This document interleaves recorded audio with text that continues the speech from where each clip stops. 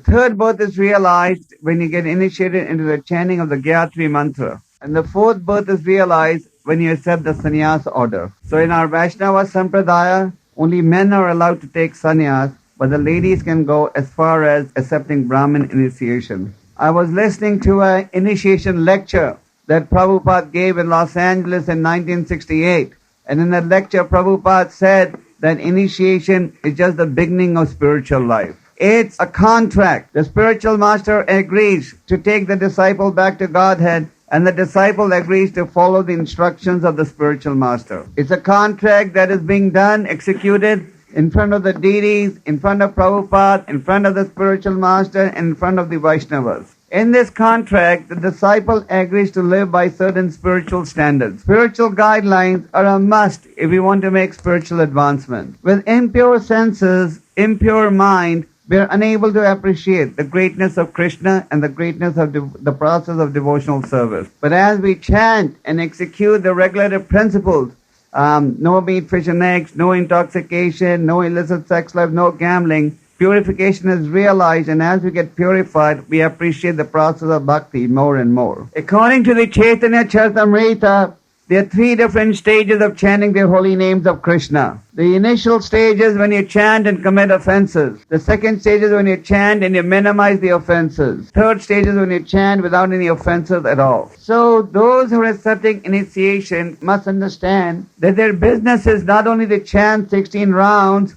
and on Ekadasi and other days 25 rounds, but their business is also to try and chant avoiding the 10 offenses. Bhau janma kare yadi shravana kirtana tabu tanapaya Krishna pade prema dhana. In the Chaitanya Charitamrita it is said that one may go on chanting the holy names of Krishna birth after birth, but if one is not avoiding the offenses, then it will not be possible to develop love of God. So it is important that we not only memorize the 10 offenses and repeat it like a parrot, but actually we put the 10 offenses, avoiding the offenses, into practice. And the 10 offenses should be avoided by everyone. Whether you're a new bhakta, whether you're getting initiated, or whether even if you're a sannyasi. The 10 offenses apply to everybody who is serious about spiritual life. So the first of the 10 offenses is to blaspheme those who have dedicated their lives for propagating the holy names of the Lord. Chaitanya Mahaprabhu had described this as a mad elephant offense. Just like you may have a very beautiful garden, but if you have a mad elephant, he can go and destroy the beautiful garden. So committing Vaishnava aparadha can uproot one's devotional creeper.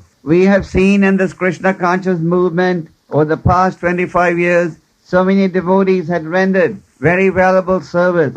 They had occupied very important positions in our society. But because of the Vaishnava aparadha, gradually they were taken out from devotional path. Vaishnava aparadha means Vaishnava aparadha. Not that you just be respectful to your guru and you say to hell with all the other Vaishnavas. One should be respectful and follow the Vedic etiquette in dealing with all senior Vaishnavas, all Vaishnavas. Because if one is committing Vaishnava aparadha, then even if you're chanting, serving, the power of Vaishnava aparadha is so strong that your chanting will not be able to protect you. Therefore, this is mentioned as the first of the 10 offenses. So we should not criticize or blaspheme due to envy or hatred. As we discussed in the class this morning, Prahlad Maharaj said, I'm not interested in dividing the society into friends and enemies. I'm everybody's friend. Second offense is to consider the names of Lord Vishnu, to consider demigods to be equal to or independent of the holy names of Lord Vishnu.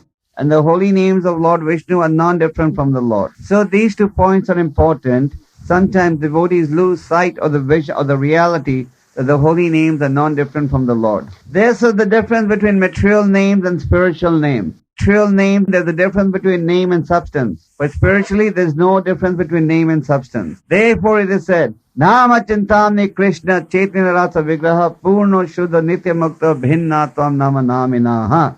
That is, that there's no difference between the holy names of Krishna and Krishna himself. And the demigods are not in any way independent or equal to the Supreme Lord. Fortunately, you devotees don't have this problem in this part of the world. But in some parts of the world like India, this is a big problem where people think demigods are equal to the Supreme Lord. The third offense is to disobey the instructions of the spiritual master. One should be loyal to the spiritual master's instruction till the end of his life. Not that you be loyal to the spiritual master's instructions only when you're a new bhakta or a new devotee, and when you become an old devotee, or when you've been in the movement for a few years, you say, oh, now I'm independent, now no one needs to tell me what I should do. This is Maya's plan to bewilder you, to make you believe.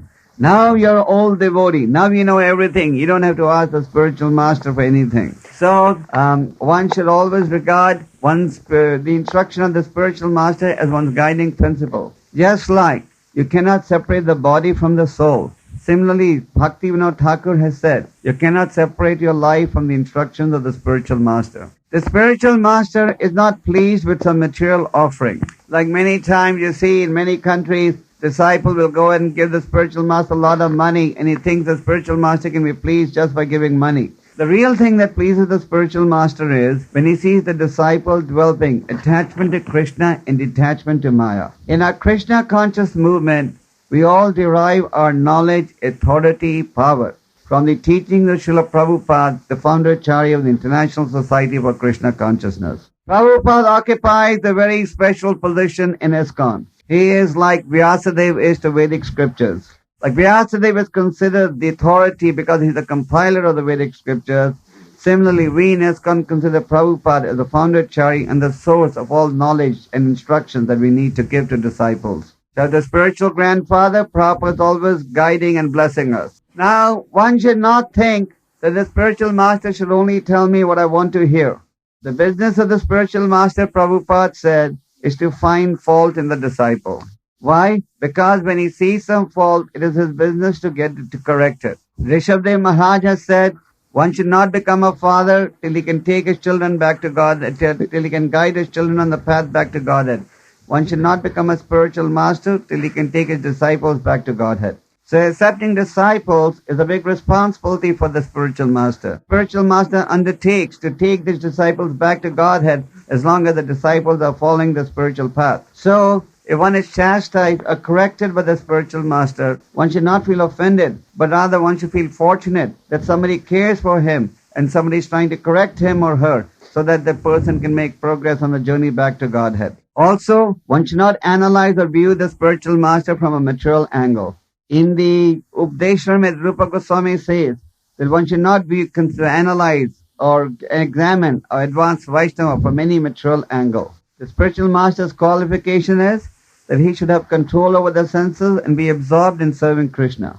He doesn't need any material qualifications. Gaur Kishore Das Babaji, the spiritual master of Bhakti Siddhanta Saraswati Thakur, couldn't even read and write his name. His only qualification was he was completely attached to Krishna. He would chant the holy names near a public toilet so that nobody would come and disturb him. But he was accepted by Bhakti Siddhantaji as a spiritual master because of one qualification, his attachment to Krishna and his dedication to Krishna. Then the fourth offense is blaspheming Vedic literature and the Puranas, to consider that they're compiled by some ordinary person. Shruti, Smriti, Nindanam. Nindanam means to blaspheme. So Shastra means words of God. In the 6th canto of the Bhagavatam, Yamraj has said, Dharmam ti sakshat bhagavad panitam. Religion means the words of God. So religion means the words of God. And the Vedas were compiled by whom? By God himself, who incarnated as Vyasadeva to compile the vast Vedic literature. Veda Shastra kai sambandha abhidaya prayojana. All Vedic scriptures say how one should establish one's relationship with the Lord. So the Vedic scriptures should not be understood to be limited to belonging to some country or some community. For example, one should never think the Vedic scriptures belong only to India. They belong to the whole planet. Krishna says in the Bhagavad Gita, Ham Bija Pada Pita. I am the seed-giving father of all living entities.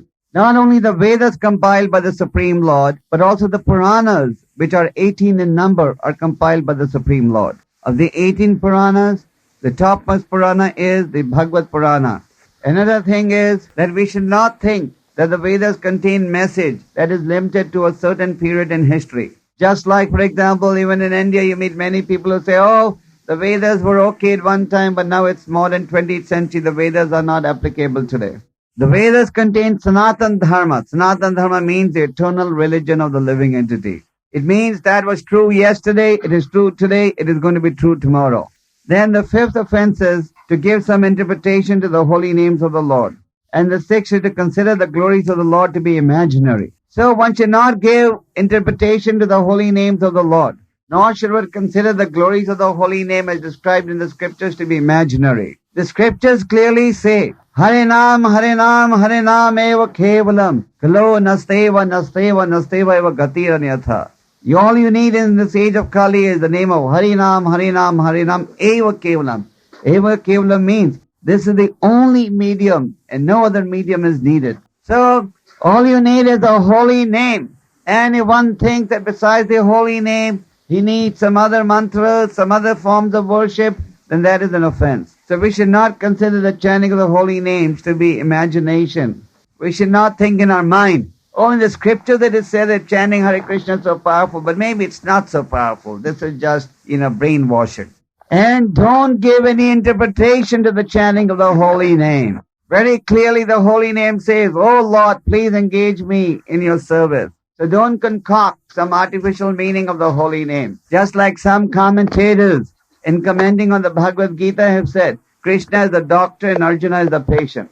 And they give so many interpretations to the Bhagavad Gita. So we don't give any interpretation to the holy name, but accept the holy name in its original pure form. Then the next offense is to commit sins on the strength of chanting. I heard in many initiation lectures, Prabhupada would say that this is the worst of all the offenses. What does this mean in practical language? It means as follows. You've been chanting Hare Krishna mantra for some time. You feel that so many of your sins have been wiped away. So now you feel you can commit some fresh sins, no problem. So we should not commit sins on the strength of chanting because the devotee's attitude is, I don't want any service from Krishna. We heard in the lecture this morning how Prahlad Maharaj had to go through so many inconveniences just because of one offense. He was attached to Krishna. So Prahlad Maharaj was offered any benediction that he may desire. But Prahlad Maharaj said, no, I don't want any benediction in exchange from you. So the point is that a devotee does not want to ask the Lord for anything. He doesn't expect anything in return for his service. So one should not think, now I've been chanting, I can commit sinful activities, no problem. Krishna will excuse me. Devotee is careful not to be a burden on Krishna. We don't adopt the Christian path. You go to the church, atone on Sunday, then you come back and start sinning again. Just like even in India, you see, people will go on pilgrimage to Vrindavan, Haridwar, place of pilgrimage.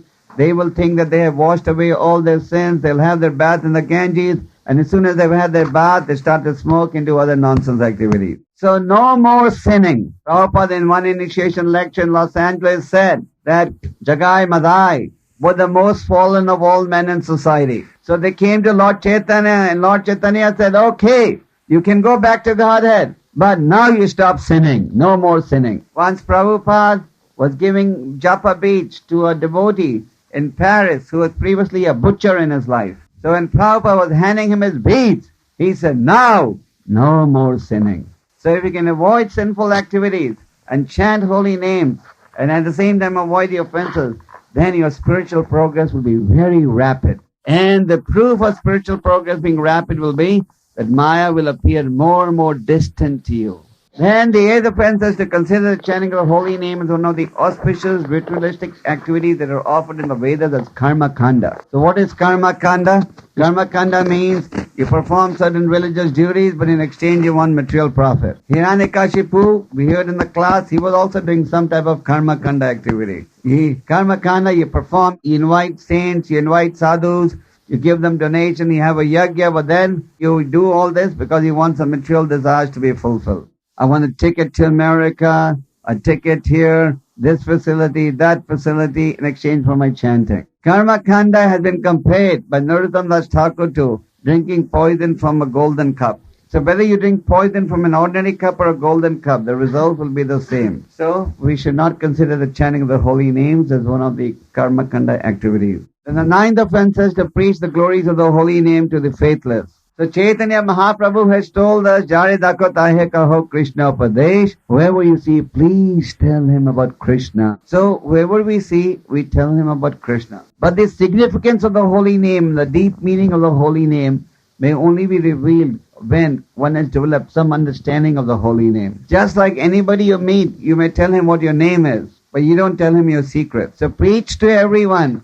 you meet. But the deep meaning of the holy name may be revealed after the person has developed some faith in the holy name. Then the 10th offense is to maintain material attachment in spite of chanting the holy names of Krishna. So we come to spiritual life. Why? Because we need the assistance of the spiritual practices to get rid of our material desires. When you come to spiritual life, you recognize my enemy number one are these different material desires. But if after chanting, we're still keeping material desires in the heart, then that is very bad. So we must recognize material desires have to be thrown out. Just like nobody likes to keep garbage at home. As soon as you see some dirt, you want to throw it out of the house. So your heart must melt.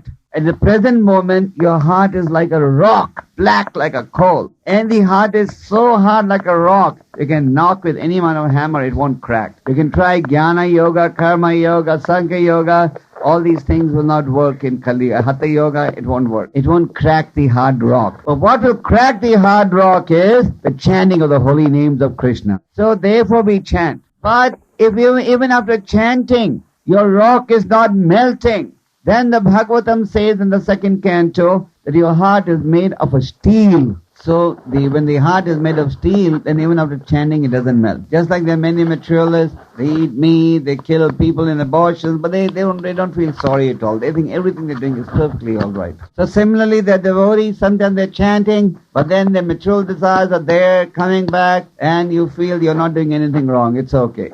So this is a wrong approach. Sometimes you also see a person comes to spiritual life, he begins to give up material desires, but after having been in the movement for some time, once again his material desires begin to develop. So why does that happen? The Bhagavatam has explained why it happens. Bhagavatam explains that just like a sick man, he begins to take the medicine from the doctor, but before he is completely recovered, he stops to take the medicine of the doctor, then he gets a relapse. So many times we come to spiritual life, we'll start chanting, we'll start reading, we'll start doing service, but then after some time we become careless in our devotional practices. Instead of completing our rounds in the morning, we complete our rounds 12 o'clock in the night. Instead of doing service every day, you begin to do service once a week. Slowly you become lax. And as you become lax, the material desires become more strong in your body, mind and senses. Just like as you reduce taking the medicine, as you stop taking the medicine, the germs in the body increase. So we should always be alert so that we don't let Maya to walk in even for a minute. So these are briefly the 10 offenses. Of course, there can be a much more explanation to the 10 points, but the point has been made with a brief explanation. Those who are accepting initiation in the chanting of the Gayatri mantra must understand and remember the qualities of a brahmana that are mentioned in the 18th chapter of the Bhagavad Gita. Shamodamatapo socham shatirarjavam evacha jnanam vijnanam astakyam brahma karmaka samahakajam. In the 18th chapter, Krishna explains what are the qualities of a brahmana. Shamodamatapo socham. He must be pure. He must believe in austerity. He must believe in truthfulness. He must be self-controlled. He must be peaceful. He must be truthful, self-control, austere. He must believe in purity. He must have transcendental knowledge. He must apply the transcendental knowledge and practice. So all these things must be there. It is not that, oh, now I have a Brahmin thread, so I'm a 5-star general, I've got promoted. Brahmin means you have a license to touch Krishna. So you can do deity worship, you can cook for the deities. So Brahmins must engage in Brahmanical activities also. And that includes deity worship. So these qualities of Brahmana must be cultivated because the Vaishnava Siddhanta is you become a Brahmin not by birth but by qualifications. And Brahmin is one who also preaches. Of course, higher than a Brahmin is a Vaishnava. So all of you who are taking Brahmin are Brahmin Vaishnavas. Because the Vaishnava, he believes in total dedication to Krishna. Manasa deha go kichurmora arpilam tuya pade nanda kishora. My dear Lord, I place everything in the lotus feet. My wife, my children, my house, my possessions, everything. So once again, we humbly want to beg all those who are taking initiation today to please take your vows of initiation very seriously.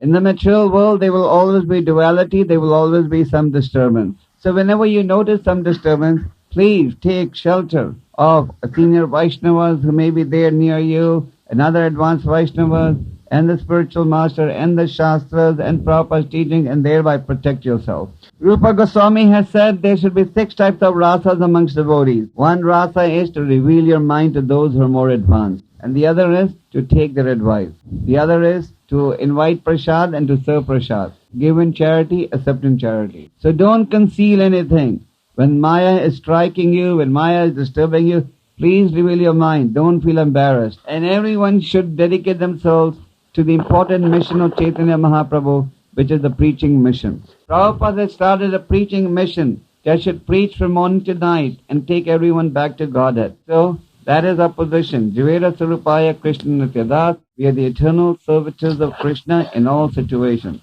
The Guru is also a servant of his Guru and Krishna, and the disciple is also a servant. So we should be good devotees, good disciples, and help Prabhupada's movement become more glorious all over the world. And that is what will give pleasure to the spiritual master, to Prabhupada, and the whole Guru Parampara. So, this initiation ceremony is being performed on the most auspicious day of Lord Nrsimhadev's appearance on the planet. Every devotee's goal should be to become dear to Lord Nrsimhadev. And Lord Nrsimhadev is giving all of us hundreds of opportunities to become dear to him. So we should take advantage of these opportunities, and thinking of Krishna, talking of Krishna, it thereby makes spiritual advancement. Hare Krishna.